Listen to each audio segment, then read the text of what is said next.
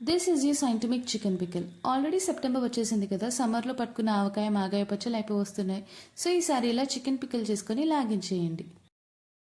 So first ఇలా చిన్న చిన్నగా చికెన్ పీసెస్ తీసుకొని వాటిని వాష్ చేసి సాల్ట్ పసుపు వేసి ఒక 1 hour మ్యారినేట్ చేసుకోండి. బోన్స్ ఉన్న పీసెస్ మోస్ట్లీ తీసుకోకండి, ఎందుకంటే ఫ్రై చేసినప్పుడు అట్లా బోన్ సెపరేట్ వచ్చేసి తినేటప్పుడు టేస్ట్ అయితే బాగోదు. అండ్ నేనైతే 2 kgs ఆఫ్ చికెన్ తీసుకున్నాను. సో చికెన్ మ్యారినేట్ అయ్యే లోపు మనం అల్లం వెల్లుల్లి పేస్ట్ తయారు చేసుకోవాలి. 100 grams ఆఫ్ అల్లం అండ్ 100 grams ఆఫ్ వెల్లుల్లి తీసుకొని పొట్టు తీయకపోయినా పర్వాలేదు, అలాగే పేస్ట్ తయారు చేసుకొని పక్కన పెట్టుకోవాలి.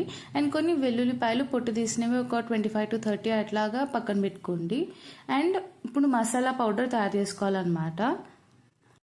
మసాలా పౌడర్ రెడీ చేసుకోవడానికి 8 యాలకులు, 10 లవంగాలు, 3 to 4 దాల్చిన చెక్క పీసెస్, 2 spoons జీరా, 2 spoons ధనియాలు, 2 spoons ఆవాలు అండ్ 1 spoon మెంతులు.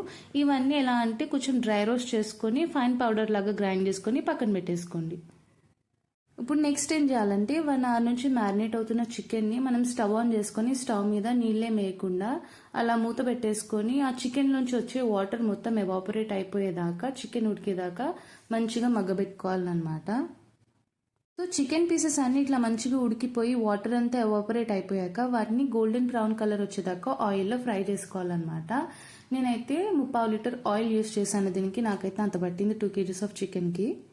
ఇలాగ ఫ్రై చేసుకున్న చికెన్ పీసెస్ అన్నీ ఏం చేయాలంటే తీసుకొని పక్కన ఒక గిన్నెలోకి పెట్టేసుకోవాలన్నమాట. అండ్ మీరు ఫ్రై చేసేటప్పుడు మీడియం ఫ్లేమ్లో పెట్టుకొని ఫ్రై చేస్తే ఎట్లా అంటే లోపల కూడా మంచిగా కుక్ అవుతుంది.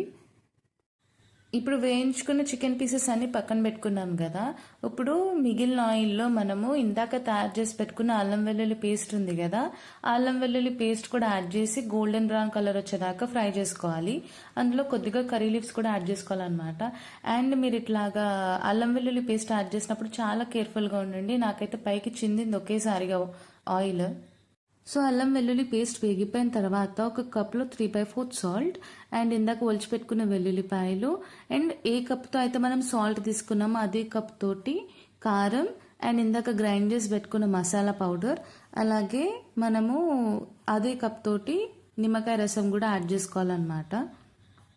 ఇప్పుడు అదంతా మంచిగా మిక్స్ చేసేసుకొని మనం ఈ పేస్ట్ మొత్తాన్ని ఇందాక ఫ్రై చేసి పెట్టుకున్న చికెన్ పీసెస్లోకి యాడ్ చేసుకొని బాగా మిక్స్ చేసుకొని ఇదంతా ఒక ఎయిర్ టైట్ కంటైనర్లో స్టోర్ చేసుకొని ఒక 2 to 3 days తర్వాత తింటే చాలా అంటే చాలా బాగుంటుంది.